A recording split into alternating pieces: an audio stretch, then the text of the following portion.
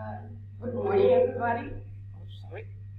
Good morning. My name is Diana Costa. I'm from Federal University of Bahia in Brazil. And today, the idea is to present this paper, Phase Schedule Implementation and the Impact for Subcontractor.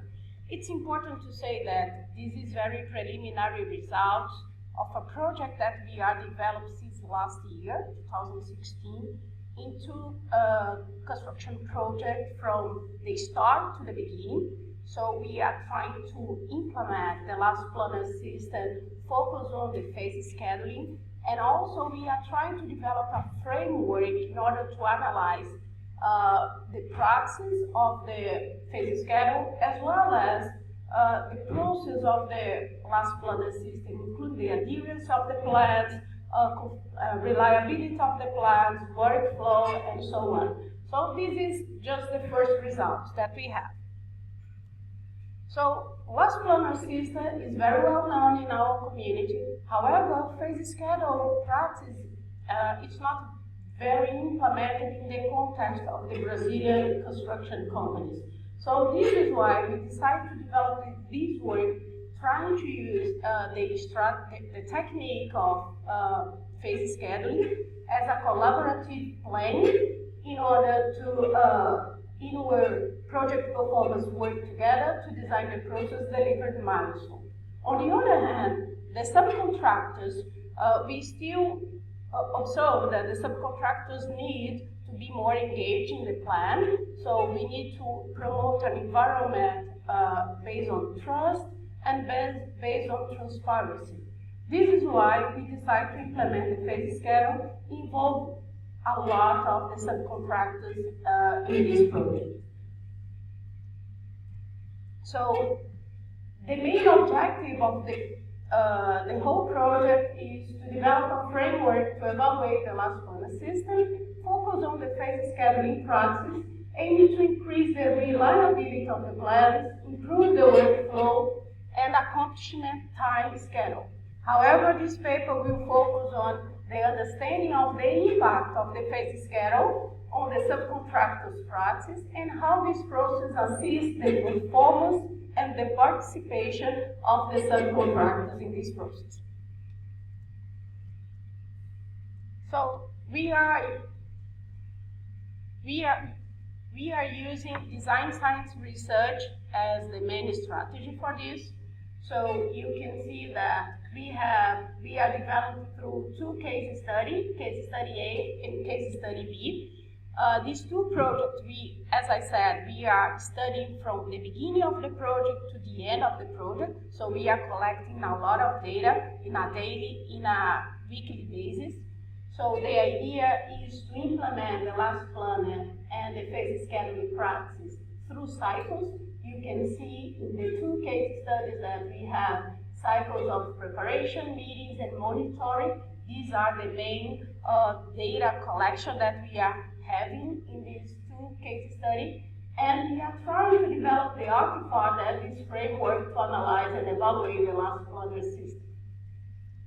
So we are focused this paper just in this case study A.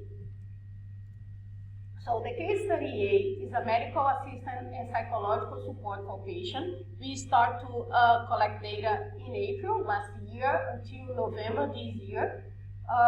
We collect data through participant observation and notes from 33 weeks and 30 field visits, interviews with one production engineer, 2 training engineers, 2 foremen, 5 subcontractors, and also we analyze results from the indicators.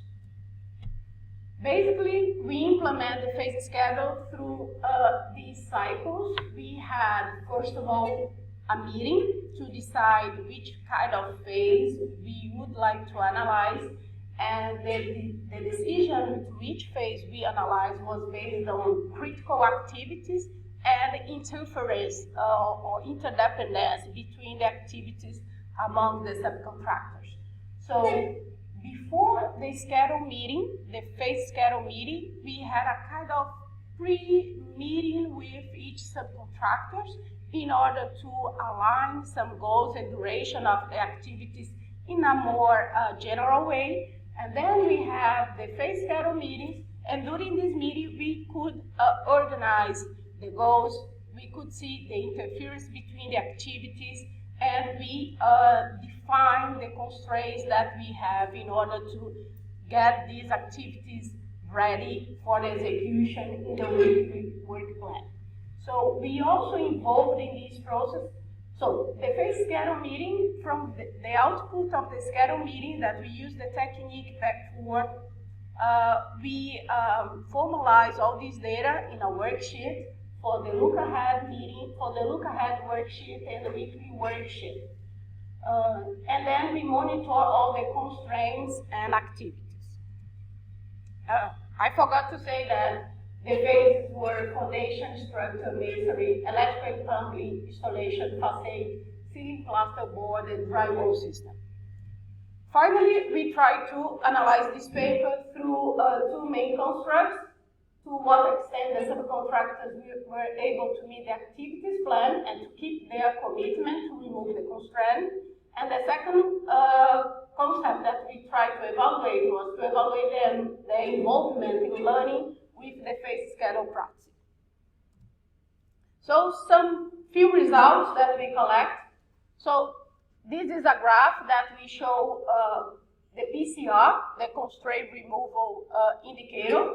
So you can see the first column, we just divide the number of constraints that we had for this main subcontractor or the general contractor. For example, 97% of the constraints were related to the main subcontractor or the general contractor, and only 3% of the constraints were related to the subcontractor. And the second column, what we can see here is the PCR, the index. So, in general, what we can see that the level, the percentage of constraint removal was high.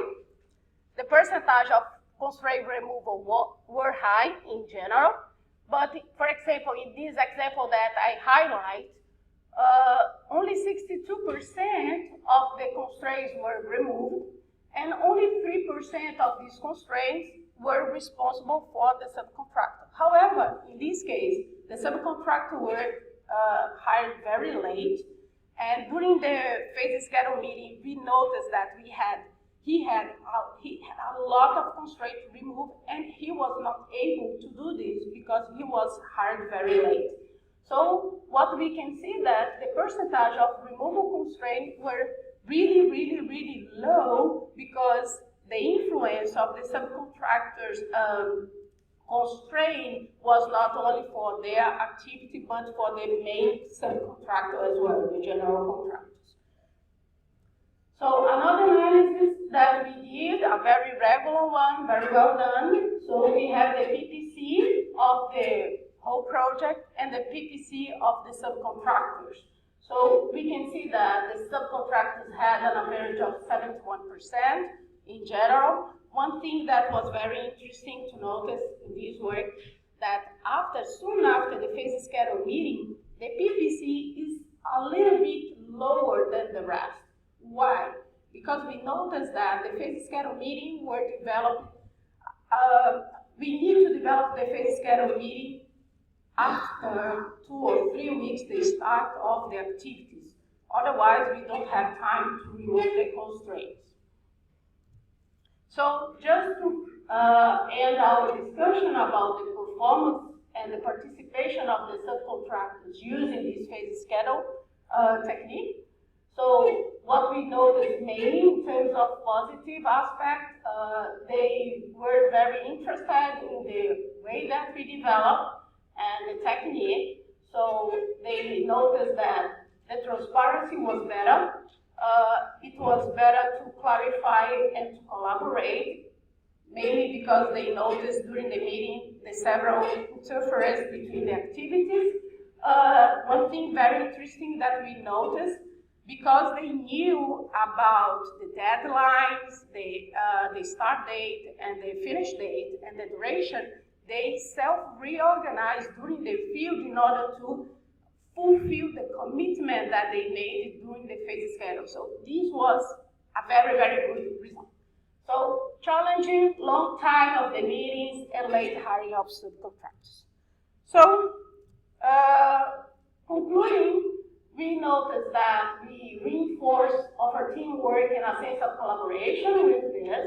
We had good results in terms of the indicators, but it's not sufficient. We noticed that we need new indicators for this.